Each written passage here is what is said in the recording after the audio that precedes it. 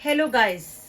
आज इस वीक में जो मैंने ज़ारा से 2 पार्सल मंगवाए हैं और अब मैं आपको फटाफट से दिखा देती हूँ कि मैंने ज़ारा से क्या मंगवाया। गाइस, फर्स्ट आइटम है हमारा जो ज़ारा से हमने मंगवाया, वो ये मैंने बहुत खूबसूरत से शूज़ मंगवाए हैं।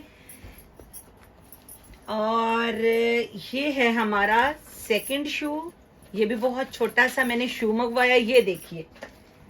और फ्रेंड्स, एक शूज मैंने ये मंगवाए हैं, ये वाले ना, ये मैंने अपने बेटे के लिए मंगवाए हैं। ये बहुत खूबसूरत हैं और उसने मुझे स्पेशली जो है ना इसकी फरमाइश की थी कि मामा, और ये मैंने उसके लिए मंगवाए हैं 40 यूरो के।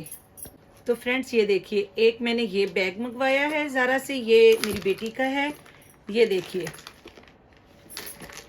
तो ये वाला एक बैग मैंने मंगवाया, ये भी मुझे 40 यूरो का ही मिला है ना ज़ारा से।